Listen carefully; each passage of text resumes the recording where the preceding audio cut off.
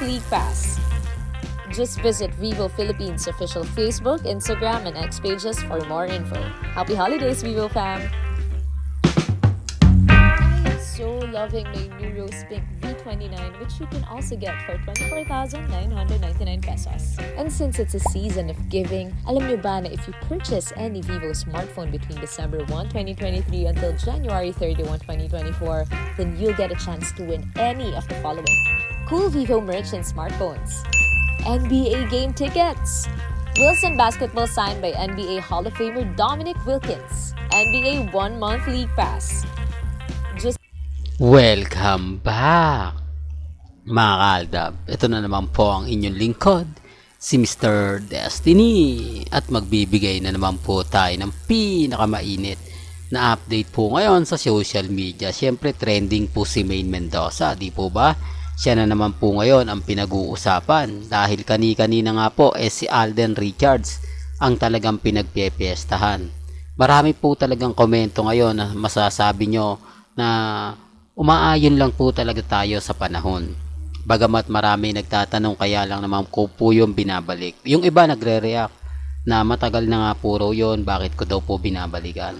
Matagal na nga po raw yun, bakit paulit-ulit ko pa rin pong sinasabi. Para lang klaro, para lang malaman nila. Ito yung masakit kasi. Kapag nagbigay tayo ng resibo at ebidensya patungkol nga po kay Maine Mendoza, marami talaga silang reaksyon. Marami po talaga silang komento. Sabi ko nga po sa inyo dito po sa channel ni Mr. Destiny, kung ano lang naman po yung latest, kung ano lang po yung trending, dun lang po tayo. Di po ba? Tama naman po yung mga sinasabi ko. Kung pagbabasihan nyo po yung mga naganap kay Mengay, yung mga sinasabi ni Mengay, yung mga kaibigan po ni Mengay. Sa susunod na topic natin, yung kasalan naman. Di po ba? Natutuwa tayo kasi si Alden Richards naman po ang naglabas ng post. Nag-post siya na may bit-bit siyang bata.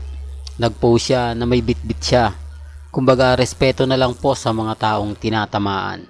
Respeto na lang po sa mga taong hindi gusto yung mga sinasabi ko, hindi gusto yung mga pinapaliwanag ko. Normal lang yan. Di po ba? At least kahit papano napapaisip sila. Nabibigyan ko sila ng kahit konting idea na parang may mali. Parang yung sinasabi ni Mr. Destiny talagang tugma sa mga pinapaliwanag niya at sa mga kumakalat. Magiging bitter lang po talaga kasi ako kapag lagi ko yung sinasabi na wala pong dahilan. Hindi po ba? Ganun naman po yung update na talagang pwede, na talagang tumutugma kung pagbabasihan po natin. Sabi ko nga po sa inyo, pinag-uusapan ngayon si Playmate, si Baby Teo, tapos buhat-buhat ni Alden ang napakagandang babae at napakagandang lalaki. Doon pa lang mapapaisip na po kayo na parang may mali. Na parang sinasabing, anong rason? Anong dahilan bakit kinarga ni Alden yan? Anong dahilan kung bakit sinama niya yan sa picture? Doon pa lang mapapaisip na po kayo, na, di po ba?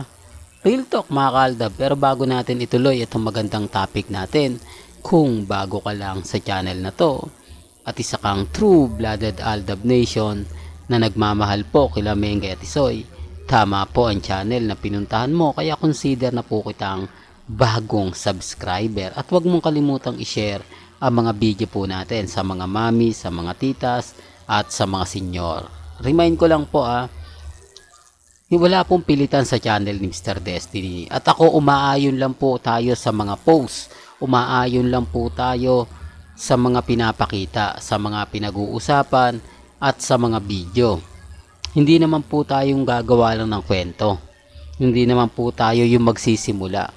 Sabi ko nga po sa inyo sa mga website, kung titignan nyo naman, hindi naman po lahat yun doon may ebidensya at resibo.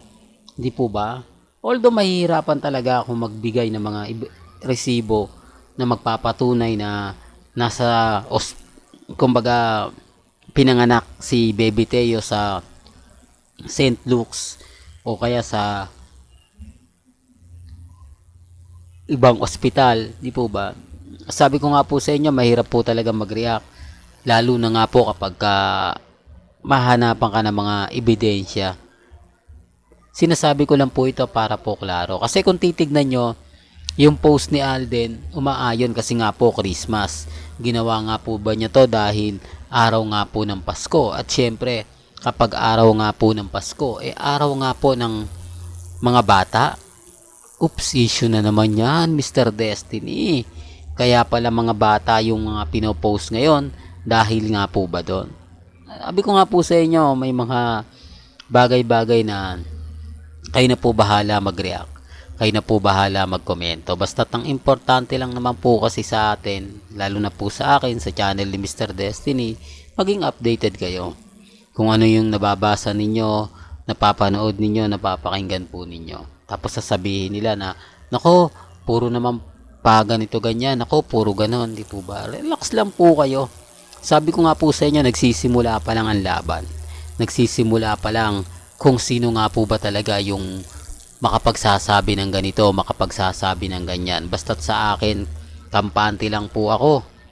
Kung ano yung nababasa ninyo, kung ano yung napapanood ninyo, relax lang. Di po ba?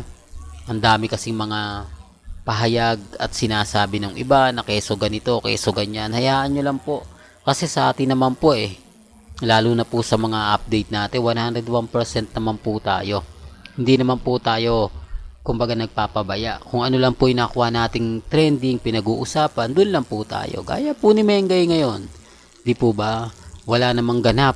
At talaga naman pong napakaganda. Umaayon din siya sa Aldab Nation. Hindi tayo binabasag. Hindi tayo ginagawang kumbaga parang hinahayaan niya lang. Sige, magpiesta kayo dyan. Sige, pagpiestahan nyo kami ni Alden. Tapos may karga pa siya, di po ba? Well, tahimik lang siya. Ito yung lagi kong sinasabi na galit sila kasi nga po tayo updated. Galit sila tayo, ang daming update. Sila wala, di po ba? Although sinasabi hindi, napapanood naman naman sa TV. Ano nga po ba ang pagkakaiba nun? Si Alden napapanood din naman po namin sa TV. Di po ba? Pero sila Maha at si Rambo, bakit kaya napakasipag nila magbigay ng update? Kaliwat kanan sa mga post nila sa kanilang social media account. Patunay lang po na malaki talaga ang pagkakaiba ng isang kinasal at isang kasal serye. Ang laki talaga ng pagkakaiba sa totoo at peke. Di po ba? Although yung iba guilty sa yan. Guilty na naman yan. Sasabihin na naman sa akin, ako, ayaw mo lang hindi ka lang makapag-move on, Mr. Destiny, kung ano yung sinasabi mo.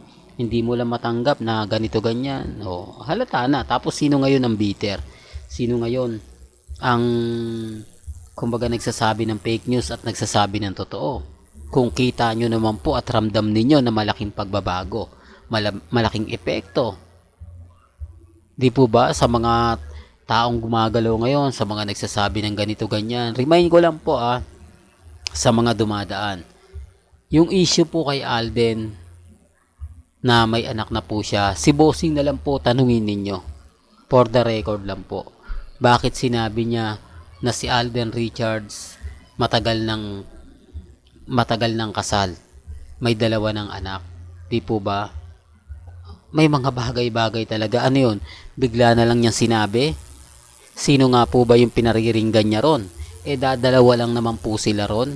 Si Paulo at si Alden Richards. Common sense na lang po mga kaaldab. Pero gaya ng sinabi ko, mahirap po talagang kumbaga magsabi ng ganito. Mahirap po talaga magsabi ng gano'n. Kasi magiging bitter lang po talaga ako pagka paulit-ulit natin sinasabi. May mga ebidensya at resibo po tayo. Lalo na po yung sinabi ni Nanay Dab na magkita-kita tayo sa binyag. Hindi po ba? Hindi niya ine-expect na nakukunan siya ng video nun. Sabi nga ng mga mamis wala pa po sila sa 20 Yung sinabi yun ni Nanay Dab. Totoo yan mga kaaldab. Na kumbaga hindi niya ine-expect na binibidyohan sila habang papaangat sila. Hindi niya ine-expect na magti-trending yon at magbabiral. Di po ba? At nagulat na lang po sila na pinagpiestahan na. Ngayon hindi niya masabi na hindi, nagbibiro lang ako. Di po ba? Hinayaan niya lang. Kumbaga hindi na siya kumibo. Kumbaga parang nagsawalang kibo na lang siya. Totoo yan mga kaaldab. Baka sabihin niyo fake news na naman. Well, hanggang dito na lang po yung updates natin mga kaaldab. Kaya kung gusto niyo pa po ng pinaka-latest at sariwang update, abay tumutok lang po kayo dito po sa channel ni Mr. Destiny para updated po kayo sa mga latest at sa mga bagong video po na ilalabas po natin maya maya lang. Hanggang sa muli, salamat po sa panonood at pakikinig.